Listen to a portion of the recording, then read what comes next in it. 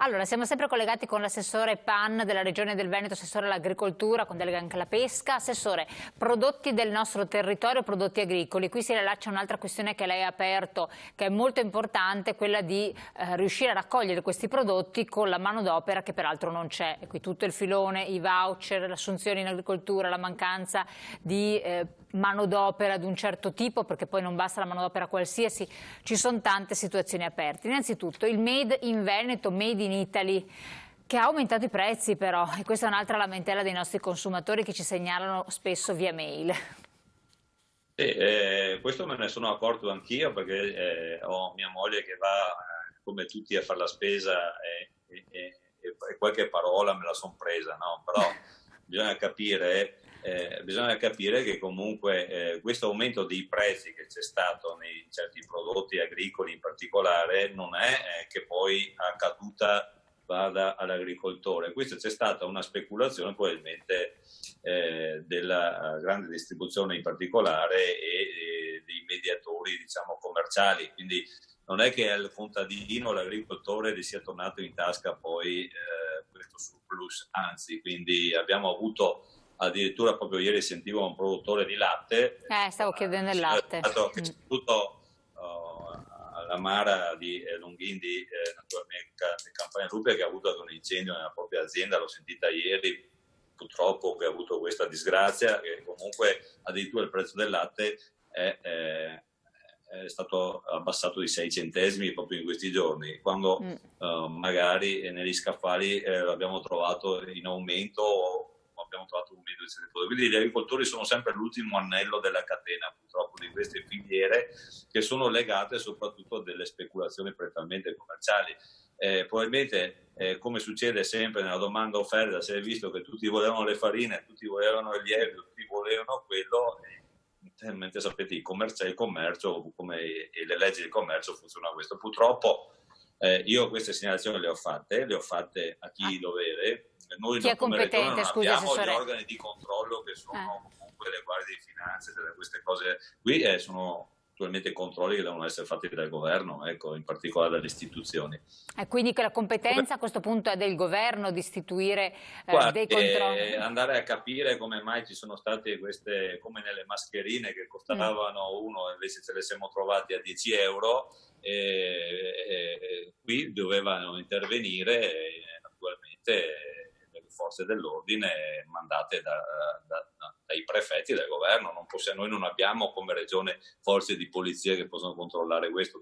Adesso non voglio far polemiche, ma chiaramente anche su questo tema, in un momento in cui ci eravamo in guerra, perché noi siamo stati in guerra e ci siamo chiusi e trincerati tutti in casa dietro le trincee, e abbiamo tutti naturalmente e tirato la cinghia, vedere che qualcuno magari ne ha approfittato abbondantemente. ha speculato. Qui doveva esserci un intervento importante da parte di chi doveva controllare, e qui mi fermo perché altrimenti poi le cose vanno troppo avanti, però questo è quello che posso dire. Certo. D'altra parte, come Veneto, voi sapete che noi abbiamo 65.000 imprese agricole attualmente in attività, e siamo la prima regione italiana per marchi di denominazione di prodotti agricoli e marchi di origine, quindi questi prodotti di altissima qualità spesso e volentieri purtroppo poi magari li troviamo in certi scaffali che non vengono pagati talmente tanto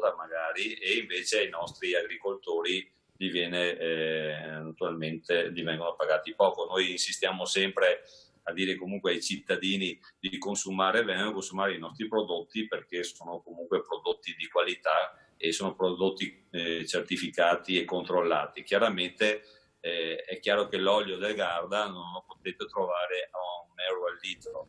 A €1 al litro trovate l'olio tunisino e marocchino. L'olio del Garda si paga 8, 10, 15 euro al litro. Questa è la differenza tra un prodotto di qualità e un prodotto di bassa qualità che proviene dall'estero. Quindi poi, come sempre, si fanno le scelte col carrello in mano. Ecco. Certo, proprio per spiegare ai non addetti ai lavori, perché tante volte si fanno poi polemiche senza conoscere competenze, ruoli, cariche istituzionali. Qualora la Regione avesse maggiori forme di autonomia e nell'ambito dell'agricoltura che le compete, potrebbe avere titolo maggiore a intromettersi in questi ambiti di filiera e quindi con dei controlli maggiori a vantaggio delle produzioni locali, oppure comunque no?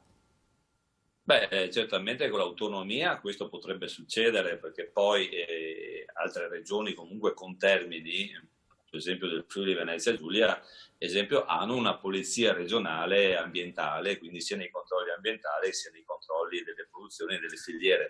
Quello che noi non abbiamo, esempio, quindi noi abbiamo dei controlli burocratici, chiamiamo così, sui prodotti, sui disciplinari, i controlli sanitari che fanno le ULSI, i veterinari, eccetera, ma un controllo, chiamiamo tra virgolette, giudiziario non ce l'abbiamo. Ecco, questo qui, magari ci sono le polizie provinciali, ma hanno altri ruoli. Quindi questo potrebbe tornare utile in qualche modo al settore dell'agricoltura.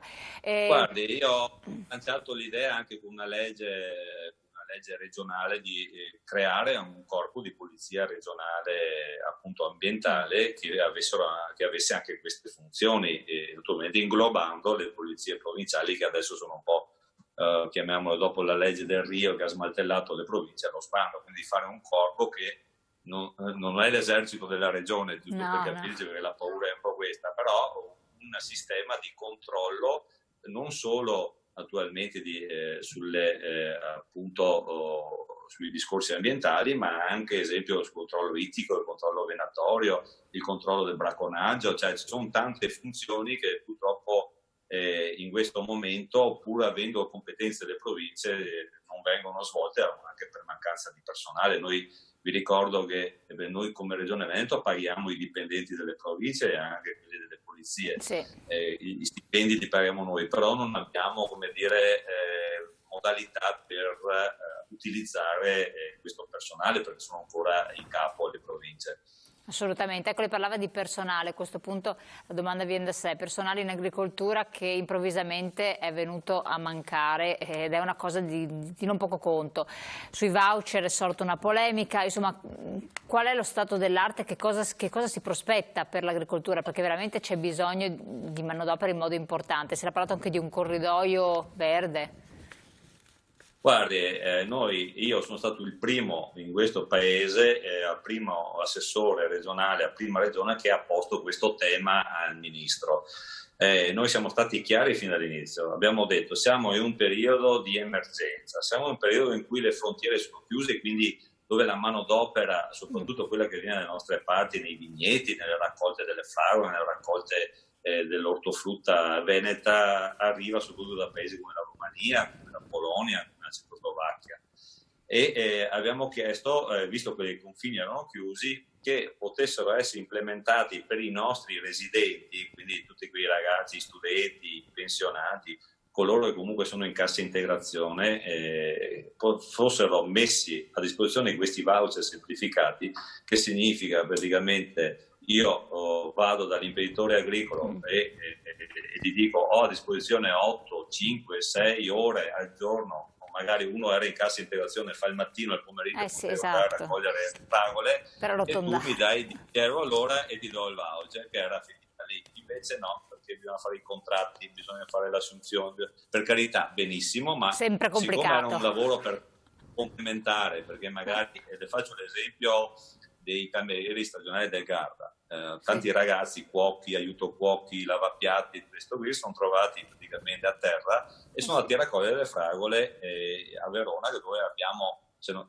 magari non lo sapete, ma abbiamo tantissime serre di fragole che devono essere raccolte e che hanno trovato in parte soddisfazione. Altri hanno dovuto rinunciare perché chiaramente avevano come dire, la cassa integrazione o avevano il famoso reddito di cittadinanza, che a me attualmente personalmente vedo come e sono molto contrario a questo genere di aiuto, ma comunque lasciamo perdere, ma abbiamo la possibilità di essere comunque assunti a poche ore al giorno, magari siano 3, siano 5, siano 6, ma comunque si portavano a casa qualche soldino. Invece il governo non ha voluto, poi il ministro ha voluto fare questa sanatoria a tutti i migranti, che tra l'altro questi 600.000 non vanno tutti sui campi, perché c'era bisogno di circa 150.000 addetti sui campi, gli altri non c'entrano nulla con quel lavoro agricolo. Questo è, siamo andati solo a sanare delle situazioni anche di personaggi che con l'agricoltura non hanno a che fare, che magari troviamo sulle nostre piazze a fare qualsiasi altra cosa. Esatto, è stato più politico quindi secondo lei?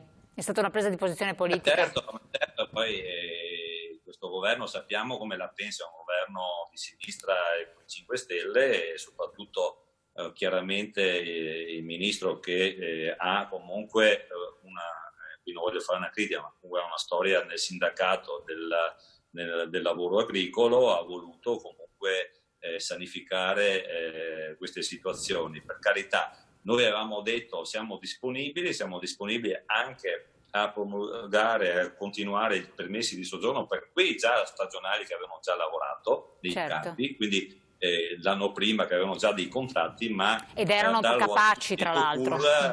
Assolutamente no. Abbiamo dato stiamo dando permessi di soggiorno a persone che comunque non c'entrano nulla con l'agricoltura e che sono a spasso per le nostre città. Assolutamente. Di questo tra l'altro si è parlato veramente pochissimo, perché il primo piano c'è stata la pandemia, ogni giorno con questi dati, con queste cose, però ha delle ripercussioni questa sanatoria generale, no? Beh, sicuramente, perché poi noi ci troviamo comunque personaggi che magari adesso sono sbarcati 10 giorni fa sulle coste siciliane, a cui diamo permessi di soggiorno, quindi alimentiamo ancora gli sbarchi in questo senso. Quindi tutti sanno che vengono qui e hanno comunque questa sanatoria in corso, quindi assolutamente io penso che sia una cosa molto sbagliata. Invece era più intelligente, secondo me, comunque fare e dare il permesso di soggiorno a coloro già che avevano certificato un lavoro, una residenza e comunque da stabile già da un pezzo nelle nostre aziende, e sono tanti, guardi, non sono solo gli africani, ma ci sono anche comunque, come le ricordavo prima, i romeni, i polacchi, eccetera. Anzi, che sono comunque lavoratori che io ho anche conosciuto, molto bravi e specializzati. Il lavoro in agricoltura non è solo la raccolta che noi pensiamo del pomodoro. Sono lavori anche tecnici come la potatura della vite, come naturalmente anche la raccolta magari delle fragole. Se uno non lo sa come fare, distrugge il prodotto. Quindi, anche gli asparagi. Abbiamo detto facciamoli fare anche dei corsi a queste persone, ma anche ai nostri dipendenti. Prima diamo delle priorità ai nostri ragazzi che magari si avvicinano anche all'agricoltura e scoprono che potrebbe essere un lavoro per il futuro. Invece li tagliamo fuori. Diamo l'opportunità ai nostri anziani e pensionati che sono ancora in gamba di portare a casa qualche soldino, ai nostri cassi integrati e poi magari anche a tutti gli altri. Poi ricordo che il lavoro in agricoltura non è un lavoro così semplice, bisogna ancora piegare la schiena e è un lavoro anche pesante e chiaramente non tutti hanno la preparazione fisica o mentale o tecnica, quindi bisognava anche impostare dei corsi, dei corsi di preparazione anche sulla sicurezza, perché poi in agricoltura si adoperano macchinari, si adoperano anche cose pericolose. Quindi tutto questo era il pacchetto che noi avevamo proposto al Ministro, che invece l'ha disatteso. Niente, quindi nulla di fatto. E non ci sono possibilità di apertura proprio per chiudere il capitolo dei voucher? Se la mettano via gli agricoltori? Tutte le categorie agricole, sia di sinistra che di destra, parlo comunque tutti i sindacati, le cooperative, tutti erano con noi assessori delle regioni, dello Stato regioni, avevano proposto questa cosa, ma c'è stata proprio la barricata del ministro del governo che non ci ha lasciato spazio in questo senso. Si potevano fare secondo me tutte e due le cose, da una parte sì, infatti è quello che si pensava. Ricordavo di sistemare quei lavoratori anche naturalmente stranieri che erano già presenti nel nostro territorio, che già lavoravano e quelli avevano diritto rispetto agli altri che magari sono in giro a far nulla, e nello stesso tempo fare dei voucher per i nostri ragazzi, per i nostri pensionati. Non c'era nulla di male, ma poi c'è stata la diatriba politica a Roma e chiaramente le barricate del governo hanno prodotto comunque una riforma secondo me sbagliata. Assolutamente, grazie. Allora Assessore, andiamo in pubblicità qualche secondo, poi ritorniamo insieme, dobbiamo parlare anche della cimice asiatica che sta imperversando, tanto per cambiare, ma non soltanto, altre specie che comunque, anche i cinghiali, insomma cosa si sta facendo, e poi gli aiuti in agricoltura per quel che riguarda la regione. Tra poco dopo la pubblicità.